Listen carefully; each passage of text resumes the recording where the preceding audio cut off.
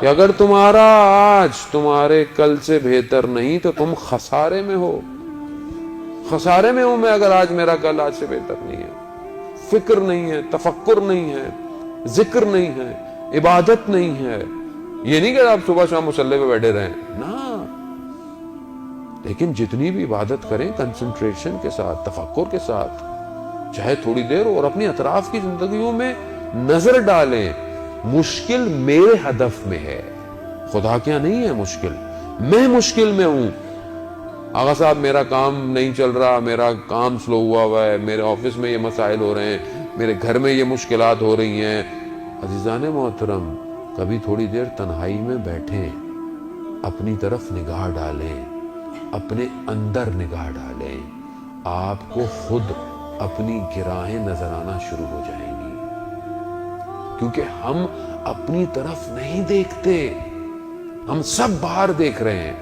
اس نے ایسا کیا, وہ ایسا کرتا ہے, وہ ایسا ہے, یہ ایسا ہے.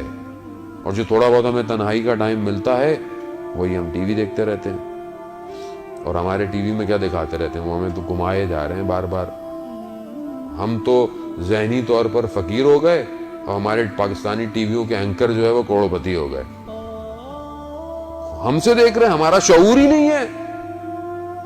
ہم اپنے شعور کو بلند کریں. عزیزان محترم, اس امام کے ماننے والے ہیں کہ جس نے اپنا سب کچھ خدا کی توحید کے لیے قربان کیا تھا, جس کی نگاہیں عرش پر تھی, جس کے لیے عرش پر لکھا ہوا تھا ان الحسین مصباح الہدی و سفینۃ النجات, عرش پہ لکھا ہوا ہے. اور میں خاک میں اپنے آپ کو ڈھونڈ رہا ہوں. بلند کریں اپنی سوچوں کو. ہدف مہم ہے. میری زندگی کا ہدف کیا ہے, میں کیوں پیدا ہوا ہوں, میں کیوں یہ کام کرتا ہوں, میں کیوں پڑھ رہا ہوں, پتہ ہونا چاہیے مجھے, تاکہ میں اسی کے اندر سے اپنے زاویے نکالوں. خاص طور پہ جوانوں کے لیے سب کچھ بغیر ہدف کی زندگی گزر رہی ہے, مقصد نہیں ہے زندگی کا. کیسے ہو سکتا ہے کہ جب پروردگار کہتا ہے کہ میں نے پتوں کو بھی بغیر مقصد کے خلق نہیں کیا, تو اشرف المخلوقات بغیر ہدف کے خلق ہوگی. میرا بھی تو کوئی مقصد ہوگا. عزیزان محترم, اسی توجہ نے تو ہلایا میرے جیسے خاک میں پڑے ہوئے شخص کو کہ تمہاری زندگی کا کیا ہدف ہے. یہی ہے کہ صبح جاؤ نوکری کرو, شام کو گھر آؤ, واپس آؤ, پھر گا. تو میرے ایک دوست تھے, وہ شاعر تھے, آرٹسٹ تھے, کہنے لگے کہ یار یہ بھی کوئی ہدف ہے زندگی کا, بندہ صبح جائے شام کو واپس آ جائے. کوئی تو کام ایسا ہو کہ انسان توجہات کے ساتھ, کوئی تو ذرہ ہم بھی اس پتھر کے بے شک چھوٹے سے ذرے کی طرح بنے کہ جب وہ ساکت جھیل کے اوپر گرایا جاتا ہے تو اپنے حدود میں وائبریشن پیدا کرتا ہے. اتنا تو بنوں میں کہ جس معاشرے میں ہوں تھوڑی تو وائبریشن پیدا کروں میں معاشرے کے اندر. لیکن اس کے لیے جب تک میرا ہدف بلند نہیں ہوگا, جب تک میری روح بزرگ نہیں ہوگی. جان محترم, ایک ہجرت مادی ہے, ایک ہجرت مانوی ہے. ایک مانوی ہجرت فزیکلی جانے سے نہیں ہوتی ہے, باطن کے ٹریول کرنے سے ہوتی ہے. میں باطنی طور پر کیسا تھا, اتنی مجلسیں سننے کے بعد اب میرے باطن میں کتنا فرق پڑا ہے.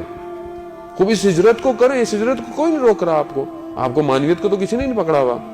آپ کو سڑکوں پہ سگنل آپ کو روک دیتا ہے کہ ابھی سگنل کو لے گا, ٹریفک ہے, رش ہے, لیکن آپ کے مانویت کو تو کوئی نہیں روک رہا. کون روک رہا ہے؟ میں خود روک رہا ہوں. میں اپنے آپ کو درک نہیں کر پا رہا. پروردگار نے جب انسان کو خلق کیا تو کہا کہ میں نے اس کو خاک سے خلق کیا اور پھر اپنی روح کو اس میں پھونکا. یعنی خاک مادہ ہے اور روح مانویت ہے. اب جب یہ دونوں کمبائن ہوئی تو انسان بنا.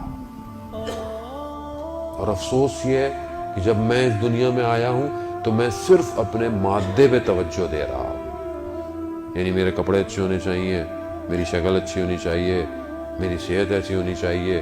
میں لقمہ کا ذائقہ تو صرف یہیں تک ہے, پیچھے جا کے تو سب ایک جیسے ہیں.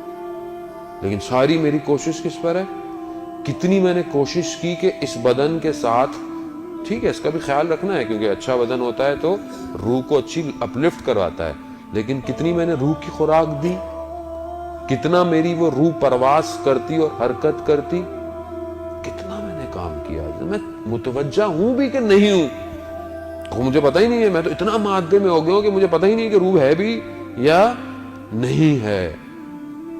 اور جب اس روح کو صحیح خوراکیں نہ ملیں عزیزان محترم، تو پھر یہ روح اصل ڈاکٹروں کے پاس جانے کی بجائے عاملوں کے پاس جاتی ہے۔